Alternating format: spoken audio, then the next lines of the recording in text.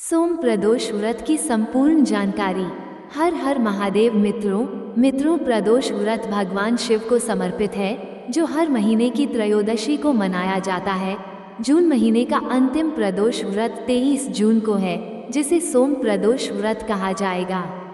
इस दिन भगवान शिव और माता पार्वती की विशेष पूजा अर्चना की जाती है। प्रत्येक महीने की कृष्ण पक्ष और शुक्ल पक्ष की त्रयोदशी के व्रत को प्रदोष व्रत कहा जाता है। सूर्यास्त होने के बाद और रात्रि शुरू से पहले का समय प्रदोष काल कहलाता है। अलग अलग शहरों में सूर्यास्त का समय भी अलग अलग होता है, इसीलिए प्रदोष काल दो अलग अलग शहरों के लिए अलग हो सकते हैं। हमारे धर्म शास्त्रों में अनेक प्रकार के व्रत एवं साधनाओं का वर्णन किया गया है। इन व्रत एवं साधनाओं को करके कोई भी व्यक्ति अपनी मनोकामना को पूरा कर सकता है। यदि पूर्ण श्रद्धाभाव से कोई व्रत किया जाता है तो ऐसा व्रत अवश्य फलदायी होता है। सनातन धर्म में ऐसे बहुत से व्रत हैं जिनको पूर्ण श्रद्धाभाव से करने पर मनुष्य अपने जीवन में पुण्य और लाभ अर्जित कर सकता है। लेकिन प्रदोष व्रत का हिंदू धर्म में बहुत ही महत्वपूर्ण स्थान है। प्रदोष व्रत भगवान शंकर को प्रसन्न करने के लिए एवं उनका आशीर्वाद प्राप्त करने के लिए किया जाता है। भगवान शिव शीघ्र ही प्रसन्न होकर आशीर्वाद देते हैं, इसीलिए भगवान शिव को आशुतोष भी कहा जाता है।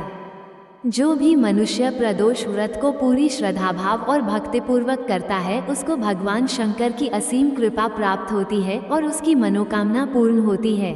मित्रों, आइए जानते हैं प्रदोष व्रत क्या है।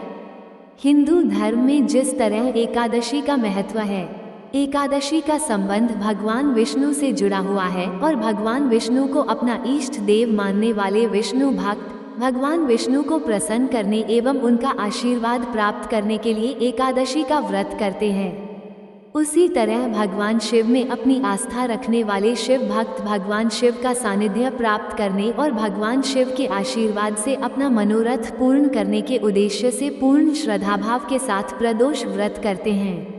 जिस तरह प्रत्येक महीने 2 एकादशी होती हैं, उसी तरह प्रत्येक महीने की कृष्ण पक्ष और शुक्ल पक्ष की त्रयोदशी तिथि के व्रत को प्रदोष व्रत कहा जाता है और इस तरह हर महीने 2 प्रदोष व्रत भी होते हैं।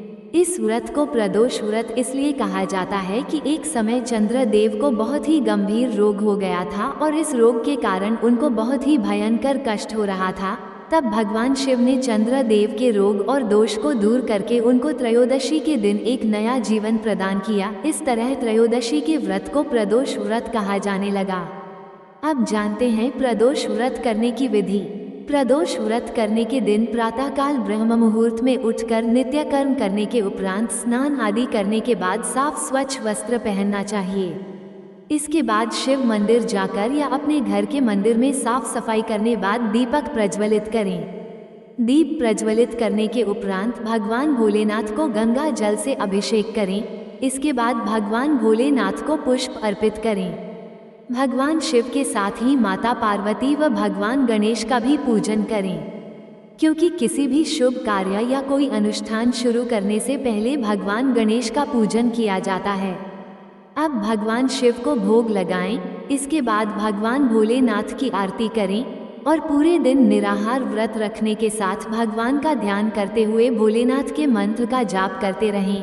तत्पश्चात सायंकाल सूर्यास्त होने के उपरांत प्रदोष काल में पुनः स्नान करने के बाद भगवान शिव का विधि विधान पूर्वक पूजन करें और भगवान को भोग लगाएं।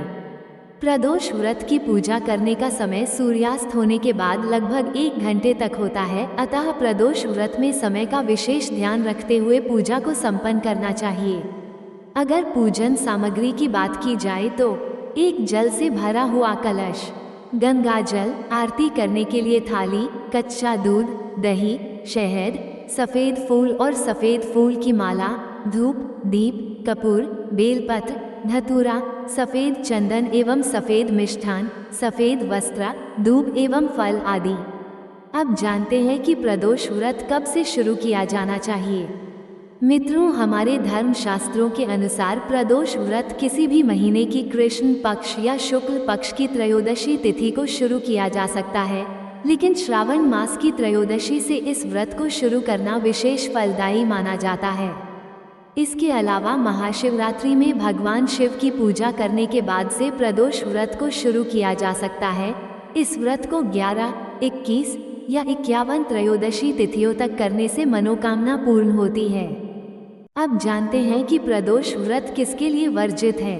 हिंदू धर्म के अन्य व्रतों की तरह ही प्रदोष व्रत को कोई भी किसी भी उम्र का स्वस्थ व्यक्ति, स्त्री या पुरुष कर सकता है।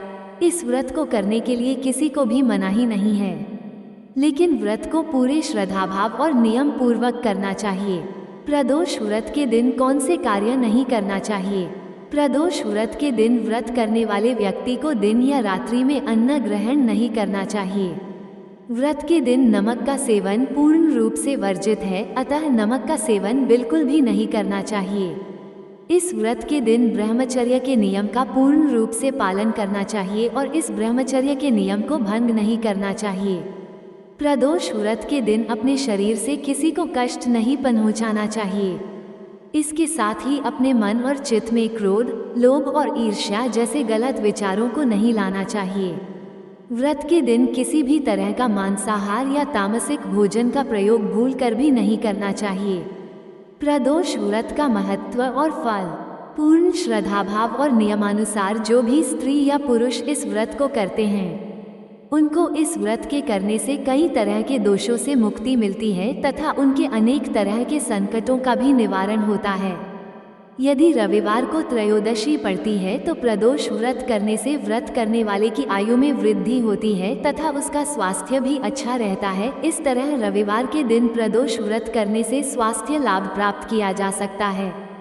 सोमवार और मंगलवार के दिन प्रदोष व्रत करने से सभी तरह के रोग दूर होते हैं। इस तरह यह व्रत आरोग्य प्रदान करता है और व्रत करने वाले व्यक्ति की सभी इच्छाओं की पूर्ति होती है।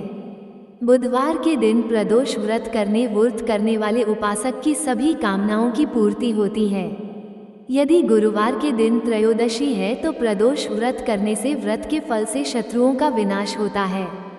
शुक्रवार के दिन किया जाने वाला प्रदोष व्रत सौभाग्य और दाम्पत्य जीवन की सुख शांति प्रदान करता है। शनिवार के दिन पड़ने वाले प्रदोष व्रत को करने से संतान प्राप्ति की कामना पूर्ण होती है। जब अपने उद्देश्यों को ध्यान में रखते हुए जब प्रदोष व्रत किए जाते हैं तो व्रत से मिलने वाले फलों में वृद्धि होती है। अंत में प्यारे मित्रों, वीडियो यहीं पे समाप्त होती है।